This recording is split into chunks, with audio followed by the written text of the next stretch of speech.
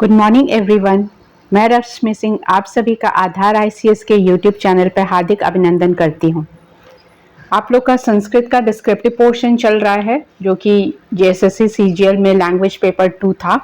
तो उसमें जो संस्कृत का सिलेबस है आपका भाषा विज्ञान चैप्टर 1 है, आपका संस्कृत साहित्य का इतिहास। तो अभी हम लोग भाषा विज्ञान का चैप्टर कर रहे हैं। उसमें ऑलरेडी 2 चैप्टर कवर हो चुके हैं। तो उसमें मैंने संस्कृत भाषा का उद्भव और विकास के बारे में पढ़ाया है। तो भाषा की उत्पत्ति के जितने भी थ्योरी थे, जितने भी सिद्धांत थे, वो डिस्कस हो चुका है। तो जो लोग आज ये फर्स्ट टाइम देख रहे हैं उनके लिए क्विक रिवीजन है कि आपने पहले का अगर नहीं देखा है तो आपको डिटेल देखना है तो आप पिछले लिंक में जाकर लास्ट 2 चैप्टर देखकर वो क्लियर कर सकते हैं। क्योंकि आप अगर थर्ड वीडियो देखते हैं और पहले का आपको क्लियर नहीं है तो समझने में थोड़ा प्रॉब्लम हो सकता है। ठीक है, क्योंकि इस चैप्टर से क्वेश्चन आएगा और क्वेश्चन वैसे भी आपका जो पेपर है नेगेटिव मार्किंग है। तो नेगेटिव मार्किंग से बचने के लिए आपको क्या थॉरो रिवीजन करना है। तो पहले जो आपके 2 पोर्शन छूटे हुए हैं उसको देखकर आप रिवीजन कर सकते हैं। उसके बाद जो थर्ड चैप्टर है उसमें आ सकते हैं। तो पहले आपका भाषा की उत्पत्ति के जो सिद्धांत थे वो सारे क्लियर हो चुके हैं। जैसे दिव्योत्पत्ति सिद्धांत, संकेत सिद्धांत, रनन सिद्धांत, ध्वन्य अनुकरण सिद्धांत, आवेग सिद्धांत, श्रम ध्वनि सिद्धांत, इंगित सिद्धांत, संगीत सिद्धांत, प्रतीक सिद्धांत, समन्वय सिद्धांत, प्रतिभा सिद्धांत। ये जो सिद्धांत थे ये मैं क्लियर कर चुकी हूँ, पहले इनके बारे में बता चुकी हूँ और इनका जो समीक्षा था वो भी हो चुका है। उसके बाद था संस्कृत भाषा का उद्भव और विकास।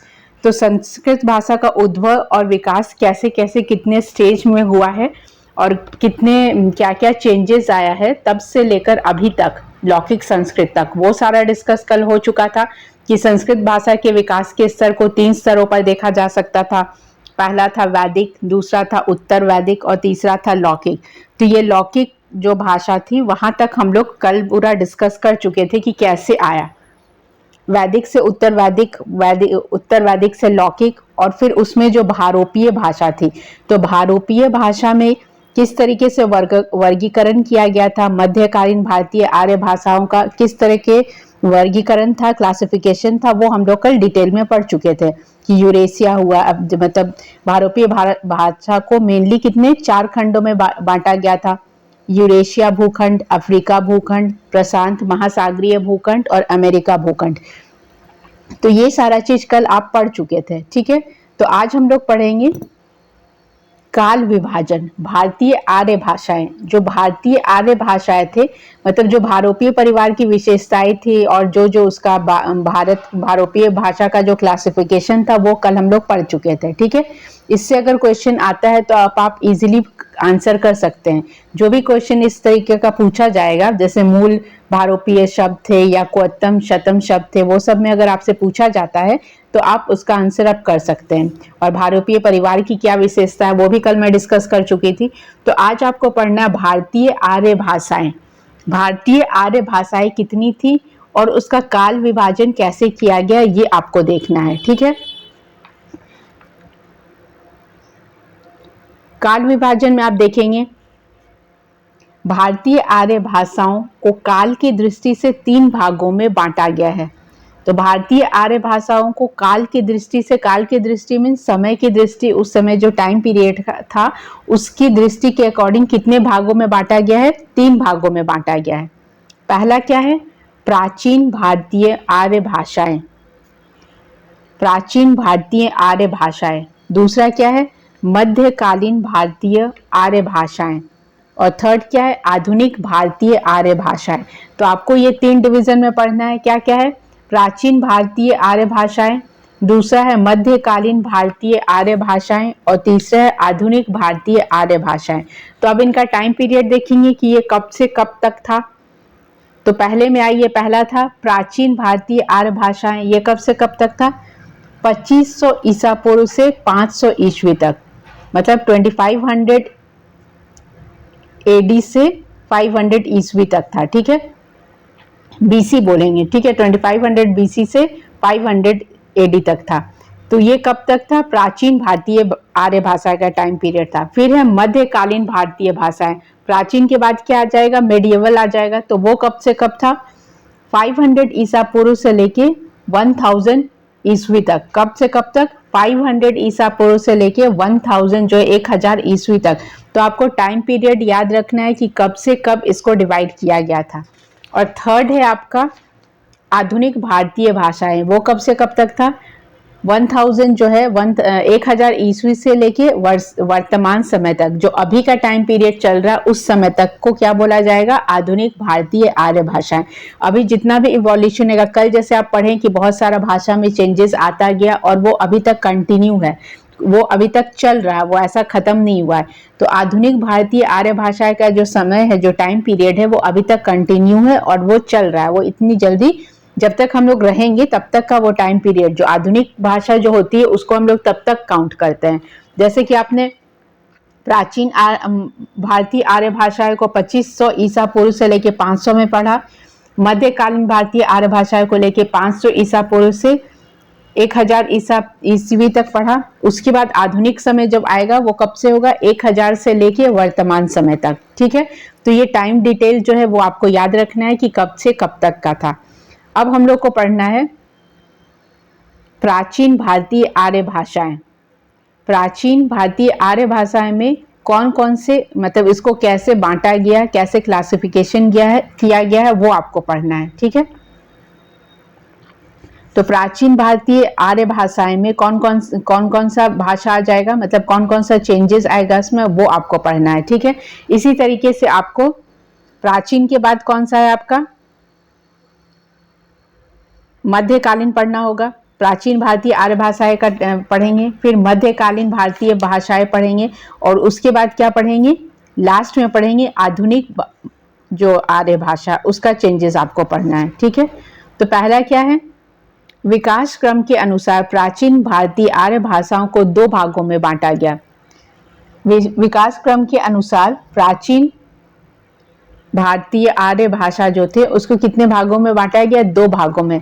पहला है वैदिक संस्कृत और दूसरा है लौकिक संस्कृत। ठीक है, तो आपको अपने सिलेबस में देखिएगा, आपको ये पढ़ना है, वैदिक साहित्य अलग से पढ़ना है। ठीक है, जैसे आप वैदिक संस्कृत और लौकिक संस्कृत पढ़ रहे हैं तो सिलेबस में आपको मेंशन किया गया है कि आपका जो वैदिक साहित्य है, तो वैदिक साहित्य में आपको क्या क्या पढ़ना है? वेद, ब्राह्मण, आख्यक और उपनिषद। तो इसमें जो डिवीजन है वो पूरा आपको पढ़ना पड़ेगा। वेद में जितने चारों वेद है तो चारों वेद आपको पढ़ना है, ब्राह्मण में पढ़ना, आख्यक में पढ़ना और उपनिषद में, वो तो पूरा डिटेल पढ़ना ही है। साथ साथ जो दर्शन वाला चैप्टर है वो भी आपको डिटेल में पढ़ना पड़ेगा। जैसे वेदांग है तो वेदांग में आपको शिक्षा, कल्प, व्याकरण, निरुक्त, ज्योतिष और छंद ये है, तो ये चीज आपको डिटेल में पढ़ना है। जो ऊपर के 4-5 चैप्टर दिए हुए उसको आपको डिटेल पढ़ना ही है, क्योंकि क्वेश्चन अगर सेट होता है तो ग्रामर के साथ साथ ये जो उद्भव और विकास वाला चैप्टर है उससे क्वेश्चन आएगा ही आएगा। ऐसा नहीं कि 100 क्वेश्चन अगर वो दे रहे हैं तो अगर 50% ग्रामर कर रहे हैं तो ऊपर वाला कवर नहीं करेंगे। जितने भी सिलेबस में आपको मेंशन किया गया सबसे क्वेश्चन कवर होगा।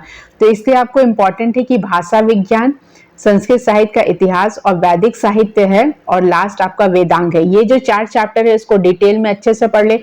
बाकी तो ग्रामर है, ग्रामर तो आप पढ़ ही रहे हैं, बहुत पहले से पढ़ रहे हैं, जब आप स्कूल लेवल में होंगे तब से ग्रामर पढ़ रहे हैं। और ग्रामर में भी आपको जैसे स्वर है, स्वर, व्यंजन, वर्ण, स्वर, ध्वनि, पद, वाक्य, ये सब आप पढ़ चुके हैं, बहुत बार पढ़ चुके हैं। चाहे वो अव्यय होगा, कारक, समास, संधि, प्रत्यय, वाक्य रचना, ये सारा चीज आप पहले से पढ़ते आ रहे। तो आपके लिए जो नया तो नहीं कहेंगे, जो आपका भाषा विज्ञान और संस्कृत ये सब है, ये आप अगर हिंदी लिटरेचर भी पढ़ें तो उसमें भी आप जो क्लासिफिकेशन है या इवोल्यूशन है लैंग्वेज का वो आप पढ़े ही होंगे।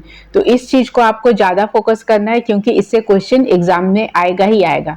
और आपका जो वैदिक साहित्य है, तो वैदिक साहित्य में जो आपका जो 4 पार्ट दिया हुआ, वेद, ब्राह्मण, आख्यक और उपनिषद, वो चारों चीज को डिटेल में पढ़ना है कि वेद कितने हैं, तो चारों वेद जो है उसके बारे में कितने श्लोक हैं, क्या है, वो सारा डिटेल पढ़ना पड़ेगा। और वेदांग जो एक और चैप्टर है, वेदांग शिक्षा, कल्प जो आपको पढ़ना है, शिक्षा, कल्प है, व्याकरण है, निरुक्त है, ज्योतिष और छंद है, वो भी डिटेल में आपको पढ़ना पड़ेगा। ठीक है, तो अभी हम लोग पढ़ रहे थे कि विकास क्रम के अनुसार प्राचीन भारतीय आर्य भाषाओं को कितने में बांटा गया है? विकास क्रम के अनुसार प्राचीन भारतीय आर्य भाषाओं को दो भागों में बांटा गया। पहला क्या था? वैदिक संस्कृत, और दूसरा है लौकिक संस्कृत।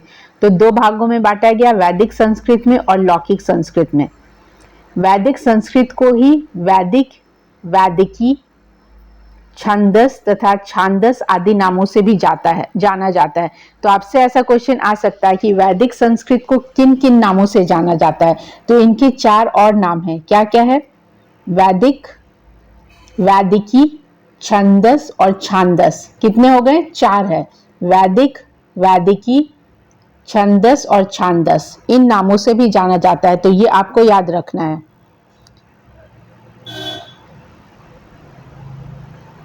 इसका प्राचीनतम रूप, इसका हम लोग जो प्राचीनतम रूप जो है कहाँ पर मिलता है? ऋग्वेद में मिलता है। आपको वैदिक संस्कृत अगर पढ़ना है तो आप ऋग्वेद में देखेंगे, उसमें वैदिक संस्कृत पूरा मिलता है आपको।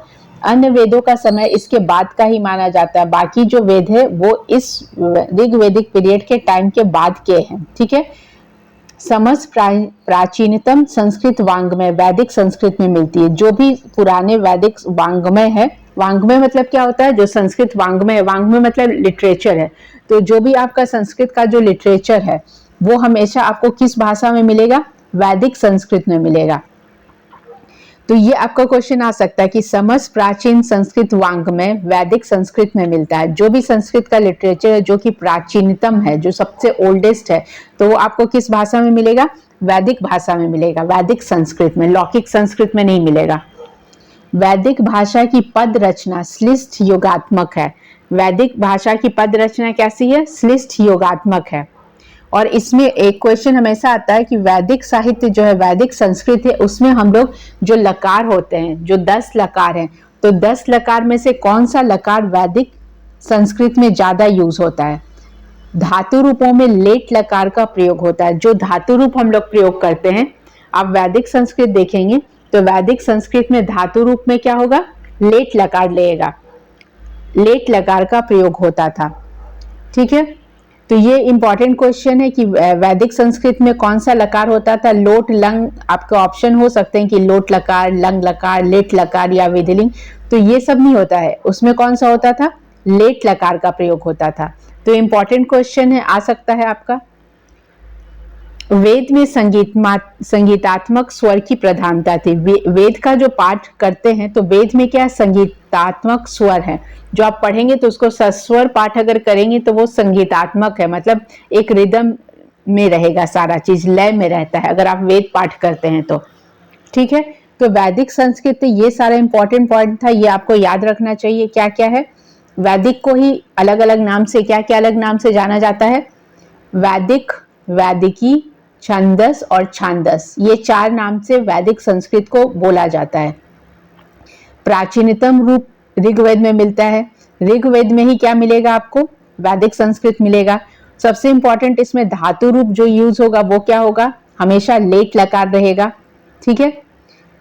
समस्त प्राचीन संस्कृत वांग्मय, जो भी आपका पुराना, जो प्राचीनतम संस्कृत वांग्मय, जो भी आपका लिटरेचर है, वो सब आपको किस में मिलेगा? वैदिक संस्कृत में ही लिखा हुआ मिलता है। और आपको लिटरेचर पोर्शन है बहुत सारा पढ़ना भी है जैसे कि आपको पूर्व मेघ पढ़ना है, उत्तर रामचरित पढ़ना है, अभिज्ञान शकुंतलम पढ़ना है। तो इसको तो आप पढ़ेंगे साथ साथ, जैसे कि पूर्व मेघ कालिदास रचे हैं या फिर भवभूति, उत्तर रामचरित भवभूति द्वारा रचित है। तो इसमें जो उस समय के जो रचनाकार थे, तो इन लोगों के बारे में भी आपको डिटेल पढ़ना है कि इन लोगों ने कैसा, कौन सा रस यूज किया, कौन सा छंद अलंकार का प्रयोग किया, ये किस साहित्य में लिखते थे, किस विधा में लिखते थे। तो ये डिटेल भी आपको पढ़ना है। और जो मैं पहले आपको 20 सेट का क्वेश्चन, 20 to 25 सेट शायद हो चुके हैं, 25 सेट संस्कृत का एमसीक्यू फॉर्मेट में क्वेश्चन दिया हुआ है, जिसमें कि 40 क्वेश्चन का सेट्स था। 40 क्वेश्चन में आपको बहुत सारा क्वेश्चन, पहला चैप्टर जो है उससे भी डिस्कस किया गया है, ग्रामर पोर्शन से भी कवर किया गया है, और संस्कृत साहित्य का जो चैप्टर था, जैसे कि पूछा गया है कि किरातार्जुनीय में कितने सर्ग है या कौन सा श्लोक है, तो इस टाइप के क्वेश्चंस वहाँ पे डिस्कस किए गए हैं। तो जो लोग आज फर्स्ट टाइम देख रहे हैं उनको मैं बता रही हूँ कि अगर आपको रिविजन करना है मॉडल सेट का, तो 100 क्वेश्चन तो नहीं, 40 क्वेश्चन का सेट बना हुआ है, और ऐसे 25 सेट्स बने हुए हैं। आप क्लिक करके वीडियो में जाके उसमें सेट्स देख सकते हैं, 25 सेट्स हैं। 25 सेट्स में जो 40 क्वेश्चन है उसमें आपका पूरा सिलेबस कवर किया गया है। आपका ग्रामर सिलेबस कवर्ड है, उसमें ज़्यादातर संधि, समास, कारक, प्रत्यय, स्वर, व्यंजन, ये सारा डिटेल में उसमें एक्सप्लेनेशन भी है और क्वेश्चन भी आपको मिल जाएगा। तो इस तरीके से ऑल टोटल 40 सेट्स है, सब में क्वेश्चंस है, वो आपका पूरा सिलेबस कवर कर रहे हैं। तो अगर आपने नहीं देखा है तो आप वो सेट्स को देख सकते हैं, उससे आपका ऑलमोस्ट बहुत सारा चीज जो कंसेप्ट है वो क्लियर हो जाएगा। और वो सब अगर आप ड्यूरिंग द एग्जाम, मतलब कि एग्जाम से 10 दिन पहले देखते हैं तो फिर वो आपको क्या हो जाएगा, बहुत ज़्यादा कंफ्यूजन होगा। अगर अभी आपके पास टाइम है तो आप वो सारा देखकर रिवीजन कर सकते हैं, वो आप ही के लिए बहुत यूजफुल होगा। उसमें एटलीस्ट 40-40 क्वेश्चन भी आप प्रैक्टिस करते हैं तो ऑलमोस्ट आपको 100 नहीं 1000 क्वेश्चन मिल जाएगा। तो 1000 क्वेश्चन आपको वहां से मिल रहा है तो आपका उसमें बहुत अच्छा रिवीजन हो सकता है। और आपके एग्जाम में कितने क्वेश्चन आएंगे, ओनली 100 क्वेश्चन आएंगे, आपको 100 क्वेश्चन आएंगे और ऑलरेडी आप 1000 क्वेश्चन का प्रैक्टिस कर चुके हैं। 1000 नहीं, 900 भी करें, 800 भी करें तो वो आपके लिए ही यूजफुल है।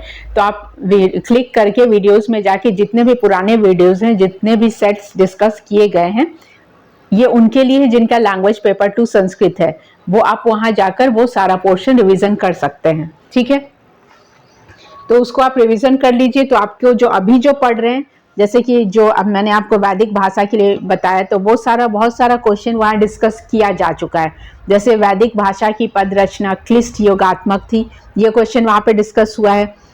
धातु रूप में कौन सा लकार लगता है प्राचीन भारतीय भाषा में, ये क्वेश्चन भी वहाँ कराया जा चुका है। तो इसमें भी मैंने जितना लाइन आपको बोला है उसमें से सारा क्वेश्चन वहाँ पे डिस्कस किया जा चुका है। तो नेक्स्ट आता है आपका लौकिक संस्कृत। तो ये क्वेश्चन सारा वहाँ पे आपको मिल जाएगा। अगर आप सेट्स को सीरियसली फॉलो करेंगे तो मैक्सिमम क्वेश्चन क्या हो जाएगा, आपके लिए वहाँ पे रिपीटेड हो जाएगा। नेक्स्ट आता है आपका लौकिक संस्कृत। पहला था आपका वैदिक संस्कृत, अब आएंगे लौकिक संस्कृत। संस्कृत का सबसे प्राचीन एवं आदि काव्य वाल्मीकि रामायण 500 ईसा पूर्व का है। ये कब का है, 500 ईसा पूर्व का है। ठीक है, और कल हम लोग एक लाइन और पढ़े थे, अगर आपको याद होगा तो कुछ एक लाइन पढ़े थे हम लोग कि संस्कृत भाषा का विकास को 3 स्तरों पे देखा गया था। क्या क्या था, वैदिक, उत्तर वैदिक और लौकिक। ठीक है, यहाँ पे आपको बोला जा रहा है कि लौकिक जो था संस्कृत का सबसे प्राचीन एवं आदि काव्य वाल्मीकि रामायण 500 ईसा पूर्व का है। ये सबसे क्या है, प्राचीन है और आदि काव्य माना जाता है। ठीक है, तो वो 500 ईसा पूर्व का है। महाभारत, पुराण, काव्य, नाटक आदि ग्रंथ ये जो हैं 500 ईसा पूर्व से आज तक अविच्छिन्न एवं अविहित गति से अपना गौरव स्थापित किए हुए। तो ये सब कब के हैं, 500 ईसा पूर्व से पहले लिखे गए हैं। कौन कौन से, महाभारत, पुराण, काव्य, नाटक, जितने भी ये 500 ईसा पूर्व से लिखे गए हैं, पूर्व पहले लिखे गए हैं। आज तक अविच्छिन्न एवं अविहत गति से अपना गौरव स्थापित किया। मतलब ये तब उस समय से लिखे हुए और अभी तक वो वैसे ही है और उनको उसी रूप में पढ़ा जा रहा है। ठीक है, नेक्स्ट है आपका यास्क, पतंजलि, कात्यायन, भाष, कालिदास। ये जिनका मैं नाम ले रही हूँ, आदि के लेखों से ये स्वतः सिद्ध होता है कि ईसा पूर्व तक संस्कृत लोक व्यवहार की भाषा थी। अगर आप इनके द्वारा लिखा हुआ पढ़ेंगे, यास्क हुए, पतंजलि हुए, कात्यायन, भाष या कालिदास, इनके द्वारा जो पुस्तक लिखी हुई है उनको आप अगर आप पढ़ते हैं तो इससे आपको क्लियर हो जाएगा, सिद्ध हो जाएगा कि ये सारी कब लिखी हुई है, पूर्व तक संस्कृत लोक का व्यवहार का भाषा था। लोक व्यवहार मतलब जो हम लोग आपस में जो भाषा का प्रयोग करते हैं बात करने के लिए, उस समय लोग संस्कृत भाषा में ही बोलते थे। मतलब सोचिए उस समय उन लोग का ग्रामर कितना अच्छा होगा कि वो जो जनरल जो डेली का जो लैंग्वेज है उसमें भी वो संस्कृत में ही बोलते थे। ठीक है, तो उसमें भी वो लौकिक संस्कृत जो चला आ रहा उसी संस्कृत में बोलते थे। ऐसा नहीं कि उसका कोई ट्रांसलेशन होता था या फिर कोई इंटरप्रेटर होता था। तब कोई इंटरप्रेटर नहीं होता था, तब क्या होता था, इंसान को उतना नॉलेज होता था उस चीज का।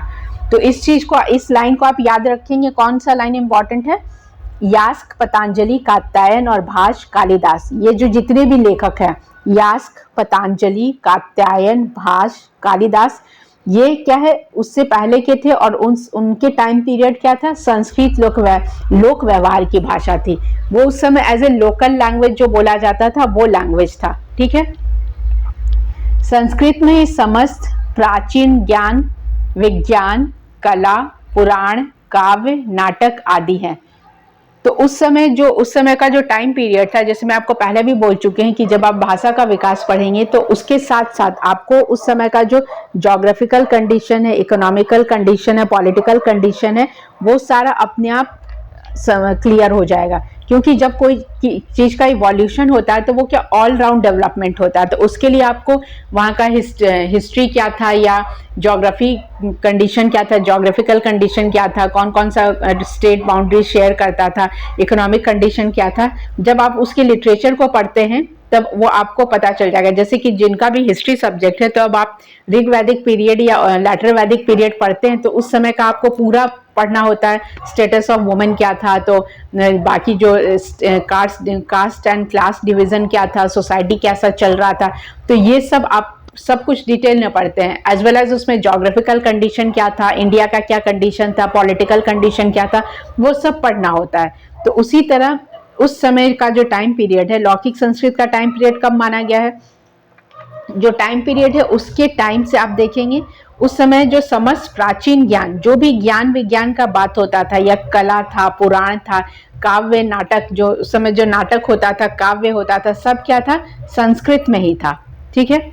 संस्कृत न केवल भारतीय भाषाओं को अनुप्राणित किया अपितु विश्व भाषाओं, मुख्यतः भारोपीय भाषाओं को भी प्रभावित किया था। कल आप पढ़े थे कि भारोपीय भाषाएं कौन कौन सी थी। आपको ये याद रखना पड़ेगा कि भारोपीय भाषा जो वर्गीकरण आप पढ़े थे, तो भारोपीय भाषा में कौन कौन था, यूरेशिया मतलब यूरोप और एशिया का भूखंड, अफ्रीका भूखंड, प्रशांत महासागरीय भूखंड और अमेरिका भूखंड। ठीक है। तो ये सारे भारोपीय भाषा में आते हैं। और अभी आपसे क्या बोला जाए कि संस्कृत ने केवल भारतीय भाषाओं को अनुप्राणित किया है अपितु विश्व भाषाओं के। तो उस समय जितने भी वर्ल्ड लैंग्वेज थे उसको भी, वो भी अगर वो संस्कृत से ही डेवलप होकर आए थे, मतलब संस्कृत से ही इवोल्यूट हुए थे। तो विश्व भाषाओं मुख्यतः भारोपीय भाषाओं को, जो मुख्यतः भारोपीय भाषा है वो संस्कृत से ही प्रभावित थी। तो ये चीज आपको लौकिक संस्कृत में अच्छे से याद रखना है। ठीक है। नेक्स्ट हम लोग आते हैं, नेक्स्ट पोर्शन है आपका आधुनिक भारतीय आर्य भाषाएं। तो ये जो आप पढ़े थे पहले थे प्राचीन भारतीय आर्य भाषाएं पढ़े आप, अब पढ़ रहे हैं आप आधुनिक भारतीय आर्य भाषाएं। बीच में आपका बच रहा है मध्यकालीन भारतीय आर्य भाषाएं। तो मध्यकालीन भारतीय आर्य भाषाएं क्या है, ये थोड़ा डिटेल है और ये लेंथी पोर्शन है, तो इसको आराम से पढ़ेंगे। अभी आप पढ़ेंगे आधुनिक भारतीय आर्य भाषाएं कौन कौन सी थी जो अभी में हम लोग यूज करते हैं। ये अगर आप हिंदी साहित्य में, अगर आपका हिंदी लिटरेचर भी रखते हैं या आप 10th 12th या कोई भी कंपटीशन लेवल का दे रहे हैं, तो ये चीज आप उस चीज में भी पढ़े होंगे। हिंदी का जो विकास है, साहित्य, हिंदी साहित्य का विकास में भी आप ये चीज पढ़े हुए हैं, तो उसमें ऐसा कुछ नया नहीं है। तो आधुनिक भारतीय भाषाएं क्या क्या है, पहला है पश्चिमी हिंदी। इससे क्वेश्चंस बहुत इंपॉर्टेंट आता है। पश्चिमी हिंदी, इसकी 5 प्रमुख बोलियां हैं। तो पश्चिमी हिंदी की 5 प्रमुख बोलियां जो है वो आपको याद रखना है। ये ऑलरेडी आप पहले भी बहुत सारे जो भी हिंदी का पेपर आप देते हैं, अगर आप मेंस भी देते हैं तो उसमें हिंदी लैंग्वेज वाला पेपर होता है, तो उसमें भी ये क्वेश्चन आता है। पश्चिमी हिंदी की प्रमुख बोलियां कौन कौन सी हैं, पहला है खड़ी बोली, दूसरा है ब्रज भाषा, खड़ी बोली, ब्रज भाषा, बांगरू, उसके बाद है कन्नौजी और 5वां क्या है, बुंदेली। तो अब आपको ये ध्यान देना है कि खड़ी बोली कहाँ बोली जाती है, ब्रज भाषा, तो ये यूपी का लैंग्वेज है। जो पश्चिमी साइड के होंगे तो ये पश्चिमी हिंदी को बताया गया है। तो ये जो 5 बोली है ये आपको याद रखना है, क्या क्या है, खड़ी बोली, ब्रज भाषा, बांगरू, कन्नौजी और बुंदेली। ठीक है। तो ये सब क्या हो गया है, 5 प्रमुख बोलियां हैं। तो ये आप याद रखेंगे। और अगर आप हिंदी का देते हैं तो इसमें आपसे पूछा जाता है कि खड़ी बोली कहाँ पे बोली जाती है, या खड़ी बोली के प्रमुख कवि का नाम बताइए, या खड़ी बोली के प्रमुख उपन्यासकार कौन कौन से थे। ऐसा भी क्वेश्चन आपका आ सकता है। नेक्स्ट है ब्रज भाषा। तो ब्रज भाषा के बारे में भी जितना डिटेल है उसमें कौन कौन से स्टेट में बोला जाता है, खड़ी बोली को भी किस किस जगह में बोला जाता है, ये आपको पढ़ना पड़ेगा।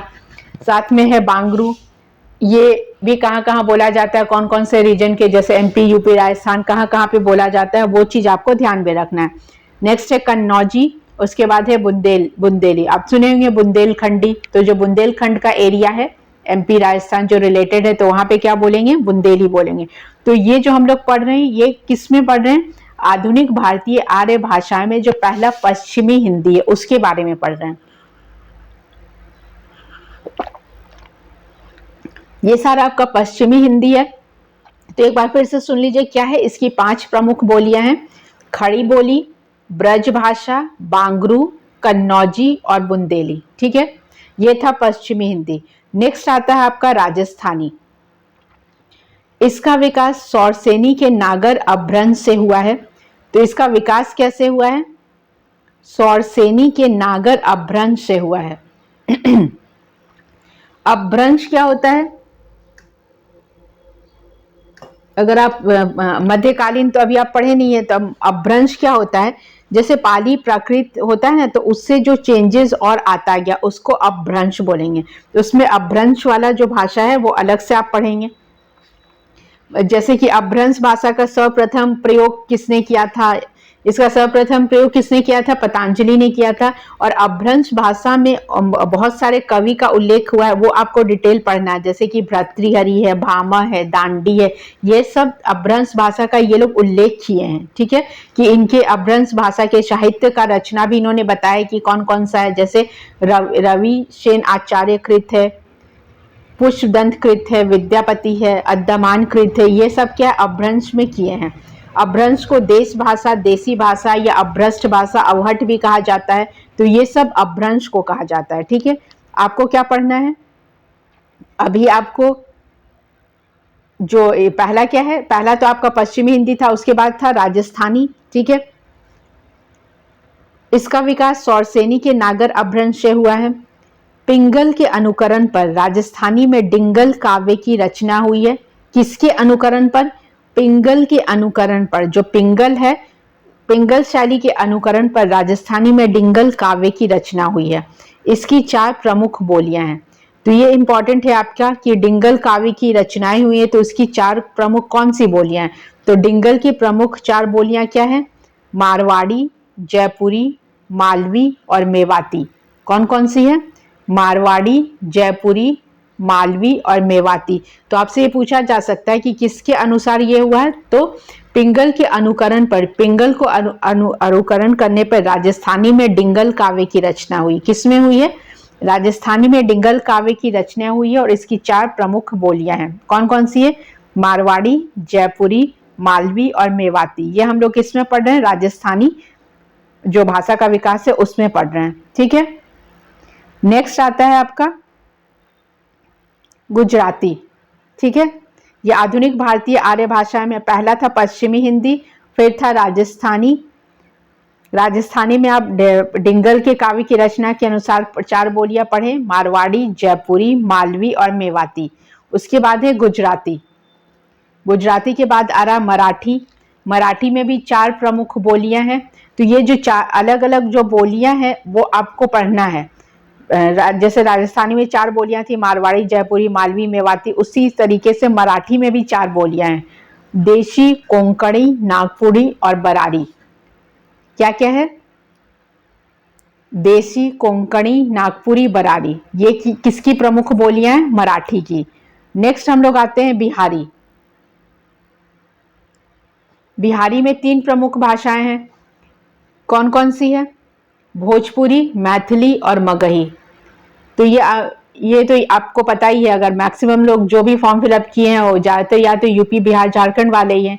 तो इन सब जगह में ये भाषा बोली जाती है, भोजपुरी, मैथिली और मगही। ठीक है, मैथिली के आपको अब इसमें जैसे मैथिली के जो मैथिल कोकिल जिनको कहा जाता है, विद्यापति, इनके बारे में आप सुने ही होंगे। मगही भाषा, भोजपुरी भाषा, इनका जो साहित्य, इसके बारे में भी आप कहीं ना कहीं सुने तो होंगे ही। तो बिहारी की 3 बोलियां हो गई। उसके बाद है आपका बंगाली। बंगाली में कोई डिवीजन नहीं है। नेक्स्ट है बंगाली के बाद है उड़िया। उड़िया के बाद है असमी। तो ये तीन, ये आप क्या पढ़ रहे थे, आधुनिक भारतीय भाषाएं पढ़ रहे थे। उसके बाद आता है पूर्वी हिंदी।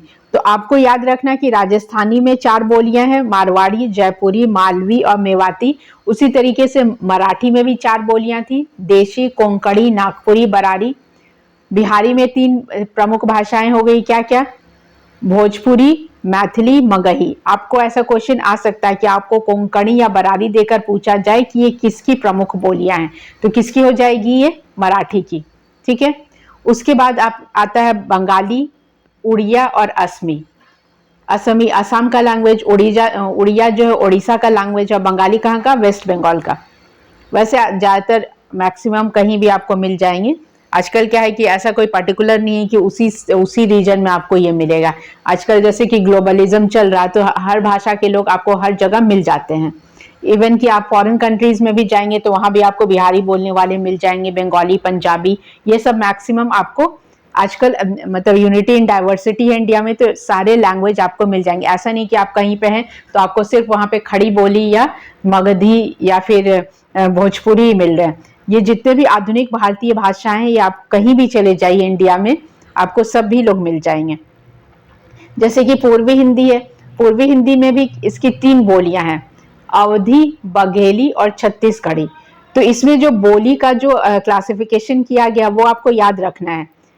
पूर्वी हिंदी की कौन कौन सी है, अवधी, बघेली और छत्तीसगढ़ी। इससे क्वेश्चन आएगा।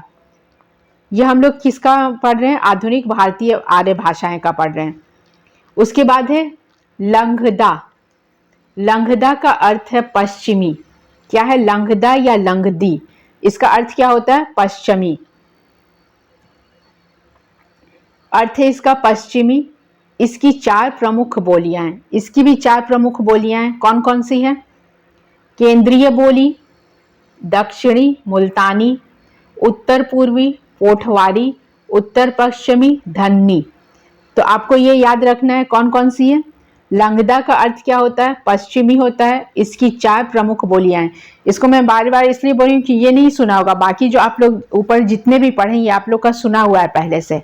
लंगदा या लंगदी का अर्थ क्या होता है, पश्चिमी मतलब वेस्टर्न। इसकी 4 प्रमुख बोलियां हैं, कौन कौन सी है, केंद्रीय बोली, दक्षिणी मुल्तानी भी कहते हैं इसको, उत्तर पूर्वी पोठवारी भी कहा जाता है, उत्तर पश्चिमी धन्नी। तो ये आपको जो क्लासिफिकेशन है ये आपको याद रखना है। ठीक है। नेक्स्ट है आपका, ये आपको लंगदा में आ रहा था केंद्रीय बोली जितने भी थे। उसके बाद है आपका सिंधी। इसकी भी 5 बोलियां हैं। सिंधी जो भाषा है उसकी भी 5 बोलियां हैं। क्या क्या है, बिचौली, सिरैकी, लाड़ी, थरेली और कच्छी। तो सिंधी की कितनी हो गई, 5 बोलियां। बाकी जितने भी आप पढ़ रहे थे 4 या 3 ही पढ़ रहे थे। तो इसमें क्या इंपॉर्टेंट है, इसमें 5 है।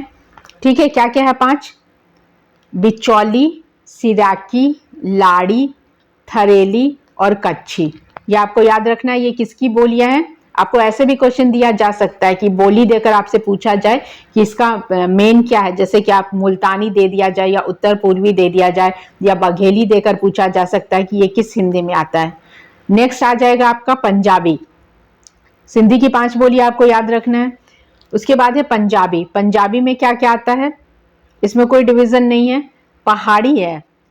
पंजाबी में जो पंजाबी है वही है। नेक्स्ट है आपका पहाड़ी। पहाड़ी में इसके 3 भाषा वर्ग है। इसके भी कितने हैं, 3 हैं। क्या क्या है, ये जो 3 है ये आपको याद रखना है। जैसे कि आप लोग को लैंग्वेज पेपर 2 में कितना सारा लैंग्वेज दिया हुआ है, जो भी सब लोग ने तो सब लोग हिंदी इंग्लिश तो नहीं रखे होंगे। इसमें जितना भी लैंग्वेज है, अगर आपका उर्दू है, बांग्ला है, कुड़ुक है, कुरमाली है, संथाली है, पंचपरगनिया है, बहुत सारे लैंग्वेज है।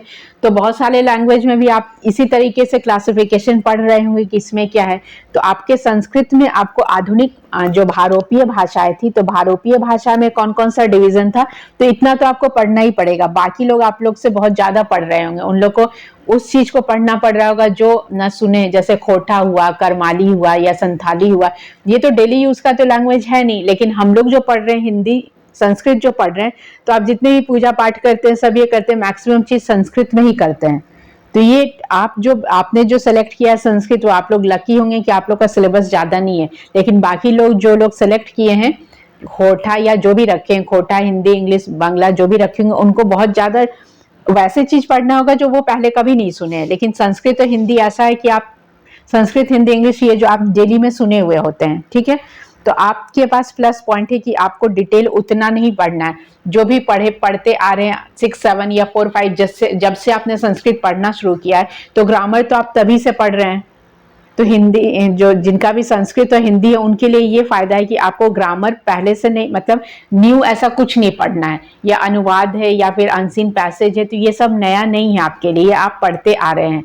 इसको आप नहीं भी ऐसा कोई प्रॉपर रिविजन नहीं भी करेंगे, और जिसको थोड़ा बहुत भी शब्द रूप, धातु रूप, लकार या फिर संधि समास का ज्ञान है, तो लास्ट के 10 दिन या 15 दिन भी अगर आप रिवीजन करते हैं तो आप बहुत अच्छा स्कोर कर सकते हैं। अब इसका मतलब ये नहीं कि अब लास्ट 10 डेज ही पढ़ें।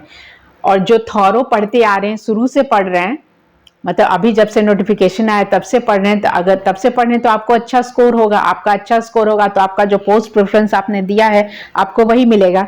तो आपका सिलेबस उतना टफ नहीं है। मैं इसलिए बोल रही हूँ कि संस्कृत आप पहले से पढ़ रहे होंगे। अगर आपने संस्कृत रखा है तो थोड़ा बहुत तो नॉलेज होगा ना, या आपका ग्रेजुएशन में होगा या 10th 12th में होगा, या बहुत लोग पीएचडी भी हैं वैसे जो पीएचडी करके भी संस्कृत लैंग्वेज रखें, तो उनको तो ज्यादा कुछ नहीं पढ़ना है। लेकिन जिनको पढ़ना है, जिनको ऐसा लग रहा है, तो उनके लिए सेट्स दिए हुए, आप उसको प्रैक्टिस कर सकते हैं। ठीक है, तो हम लोग क्या पढ़ रहे थे, आधुनिक भारतीय आर्य भाषाएं पढ़ रहे थे। उसमें आपका पंजाबी में कोई डिवीजन नहीं है। नेक्स्ट है पहाड़ी।